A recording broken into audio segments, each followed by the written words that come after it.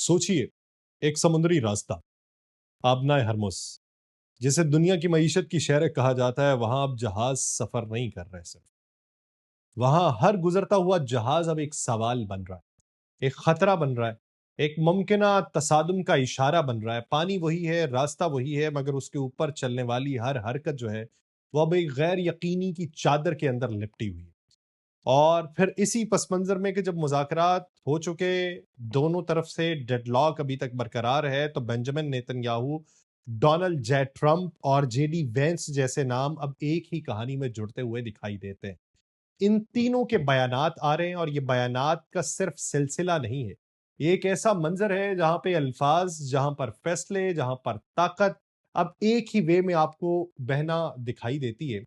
लेकिन क्या इसमें अमेरिका जो है वो अपनी सुपरमेसी बहाल रखना चाहता है, इस वजह से बयानात दे रहा है, ये नए तसादुम की तरफ बढ़ रहा है? क्योंकि ये वो मरहला है जहां मुआहिदे अल्फाज में नहीं, ताकत के तवाजुन में लिखे जा रहे हैं, जहां जंगबंदी का ऐलान भी एक नई जंग का दरवाजा खोलने का इंदिया दे रहा है, और जहां रास्ता खोलने की जो बातें हैं या फिर रास्ता कंट्रोल करने की बातें हैं, वो अब देखने में आ रही है। क्योंकि पहले रास्ता खोलने की बातें हो रही थी, अब रास्ता कंट्रोल करने की बातें हैं, और ईरान की तरफ जाते हुए जहाजों को रोकने की बातें हैं। तो क्या मंजरनामा होगा?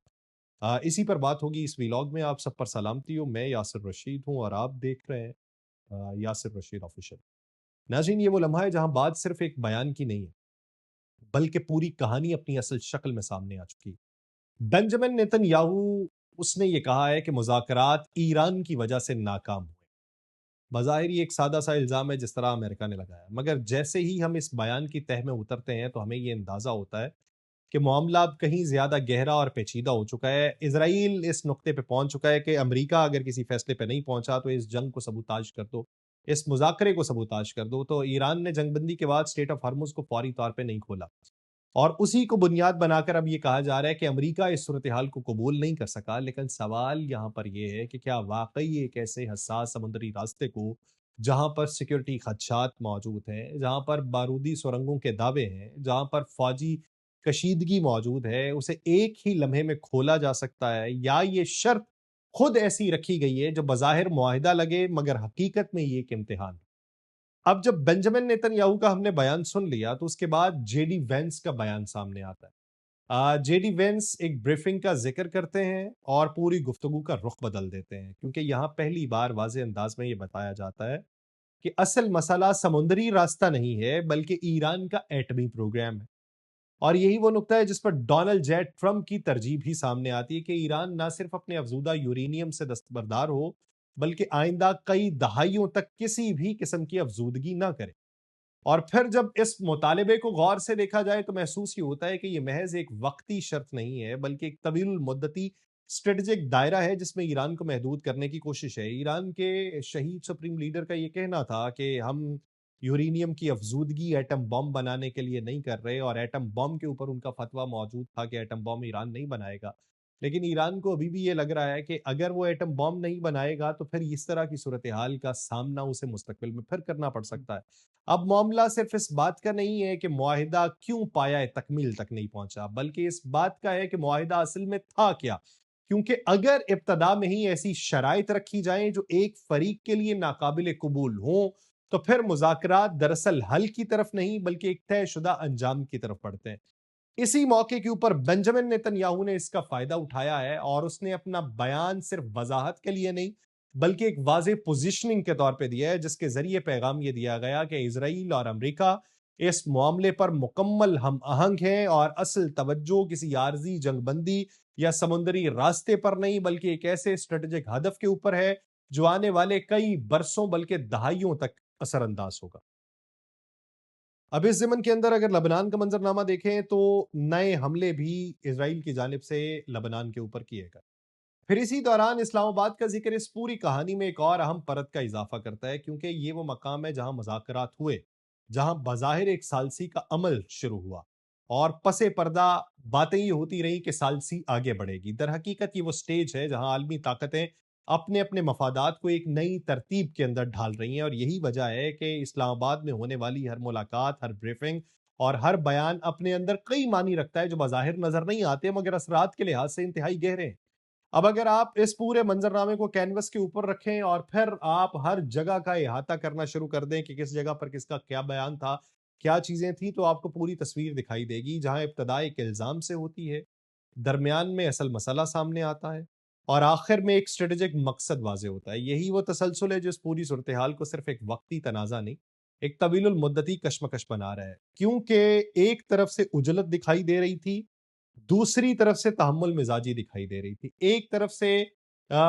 فوری طور پہ فیصلے امپوز کرنے کی باتیں تھیں یا منوانے کی باتیں تھیں، دوسری طرف کیلکولیٹڈ تمام تر چیزیں دکھائی دے رہی تھیں۔ اب آنے والے وقت کے لیے ایک ایسی پوزیشن حاصل کرنا چاہ رہے ہیں دونوں فریق جہاں ہر ایک کو برتری حاصل ہو، اور یہی وہ اصل کھیل ہے جو اس پوری کہانی کے پیچھے جاری ہے۔ لیکن اسی وقت میں کہ جب یہ بیانات جاری ہیں اور دوسری طرف سے تحمل مزاجی کے ذریعے کہا جا رہا ہے کہ اچھا تم آؤ، ہم انتظار کر رہے ہیں، یہیں پر تمہیں ڈبوئیں گے،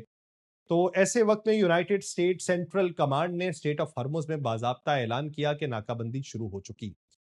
اور یہ صرف بیان دکھائی نہیں دیا بلکہ عملی طور پہ وہاں پہ ہلچل دکھائی دی ہے۔ اس اعلان میں خاص بات بڑی باریکی سے رکھی گئی،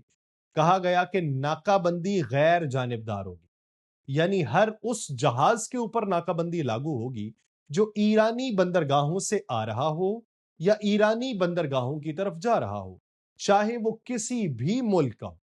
لیکن اسی سانس میں یہ بھی واضح کیا گیا کہ جو جہاز ایران کے علاوہ کسی اور بندرگاہ کی طرف جا رہے ہوں، ان کی نقل و حرکت میں رکاوٹ نہیں ڈالی جائے گی، یعنی آبنائے ہرمز سے آپ نے پیچھے رہنا، اور آبنائے ہرمز سے آنے والا جو جہاز ہے جو ایران کی طرف سے آ رہا ہے یا ایران کی طرف جا رہا ہے، آپ اس کو روکیں گے۔ آپ ان جہازوں کو نہیں نکلوا سکتے جو اس سے پرے کھڑے،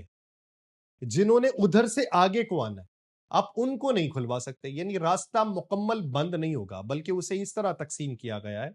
کہ ایک مخصوص دائرہ محدود ہو جائے، باقی دنیا کو یہ تاثر دیا جا سکے کہ آزادی نقل و حرکت برقرار ہے۔ لیکن حقیقت یہ ہے کہ جس راستے سے توانائی، جس راستے سے تیل، جس راستے سے عالمی تجارت کا بڑا حصہ گزرتا ہے، وہاں اس طرح کی جزوی ناکہ بندی بھی مکمل اثر ڈالتی ہے۔ اب انہوں نے کہا کہ جو جہاز ایران کو ٹال دے کے آئے گا اسے بھی آگے نہیں آنے دیں گے۔ اب ایران فرض کر لیں کہ اسی بیچ میں ایک جہاز ویسے ہی چھوڑ دے کہ جا بیٹا جا، تجھے اجازت ہے جانے کی، آگے سے وہ روک لیں کہ اچھا تم ٹال دے کے آئے ہو، تو پھر وہ جہاز کا منظرنامہ کیا ہے؟ امریکہ یہ کلیم کر رہا ہے کہ بحری طاقت ہم نے تقریباً ختم کر دیا ہے ایران کی، 158 جہاز تباہ کرنے کی ابھی دعوے داری ہے، اور یہ کہا گیا ہے کہ فاسٹ اٹیک بوٹ صرف ان کی باقی ہیں جنہیں ہم نے خطرہ نہیں سمجھا، مگر اب اگر وہ اس ناکہ بندی کے قریب بھی آئیں تو انہیں فوری طور پہ ختم کر دیا جائے گا۔ یہ ایک رول آف انگیجمنٹ ہے۔ ایران یہ کہتا ہے کہ اگر یہ اسی طرح کا کام چلتا رہا تو پھر چیزیں جو ہیں وہ آؤٹ آف کنٹرول ہو جائیں گی۔ پیٹ ہیگسٹ کہتا ہے کہ فائرنگ ہونے کے امکانات ہیں اور ہم جواب دیں گے۔ جس انداز میں کوئک اینڈ بروٹل کارروائی کی بات کی گئی ہے وہ یہ ظاہر کرتا ہے کہ میدان میں برداشت کی گنجائش تقریباً ختم ہو چکی ہے۔ اب اس آپ پوری صورتحال کو یہ دیکھیں ماضی کے ساتھ ملاتے ہوئے، جے ڈی وینس کے بیانات، پیٹ ہیگسٹ کے بیانات، ڈونلڈ ٹرمپ کے بیانات، بینجامن نیتن یاہو کے بیانات، تو اس سے تو یہ اندازہ ہے کہ ایران اسٹیٹ آف ہرمز کو کھولنے کا ارادہ نہیں کرتا۔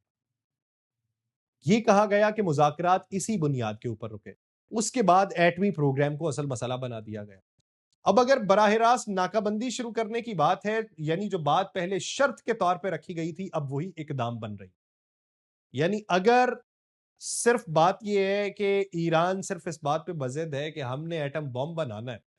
تو پھر یہ ناکہ بندی اور یہاں سے کھلوانے کی باتیں نہ ہو رہی ہوتی، پھر سے کوئی جہاز آ رہے ہوتے اور بمباری شروع ہو چکی ہوتی۔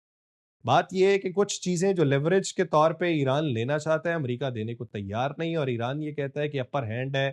آبنائے ہرمز پہ، تو امریکہ پھر سے وہاں پہ ایک ٹیسٹر لگانا چاہتا ہے کہ وہاں پہ ٹیسٹر لگا کے ایران کو یہ پیغام دیا جائے کہ وہ لیوریج تمہاری ختم ہو چکی ہے۔ کیونکہ جب یونائٹڈ اسٹیٹ سینٹرل کمانڈ یہ کہے کہ ہر وہ جہاز جو ایرانی بندرگاہوں سے جڑا ہے اس کے دائرے میں آئے گا، تو اس کا مطلب یہ ہے کہ چین کا بھی آئے گا، روس کا بھی آئے گا، کئی ایشیائی اور یورپی ممالک کی سپلائی لائنز بھی اس کے اندر آئیں گی، تو کس کس سے بیٹھا امریکہ پنگا لے گا؟ یعنی یہ اب صرف ایک علاقائی تنازع نہیں ہے، یہ عالمی تجارت کے نظام پہ براہ راست اثر ڈالنے والا فیصلہ ہے، اور اتنا اثر انداز ایران نہیں ہوا ہوگا جتنا اثر انداز امریکہ نے اس پہ ہو جانا ہے۔ پھر اس پورے معاملے میں ایک اور پہلو بھی آتا ہے کہ اگر واقعی ایران کی بحریہ اس حد تک تباہ ہو چکی ہے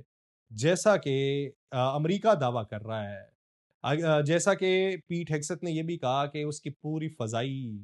جو حدود ہے وہ ہماری کنٹرول کے اندر ہے، تو پھر یہ ناکہ بندی کی ضرورت کیوں پیش آ رہی ہے؟ کیونکہ ناکہ بندی ہمیشہ ایک ایسے فریق کے خلاف کی جاتی ہے جو کسی نہ کسی حد تک مزاحمت یا اثر رکھتا ہو۔ اس کا مطلب یہ ہے کہ زمینی حقیقت شاید بیانات سے مختلف ہے اور خطرہ مکمل طور پہ ختم نہیں ہوا، تو ابھی یہ پریشر ٹیکٹک کے طور پہ جہاز مزید قریب آنا شروع ہوں گے،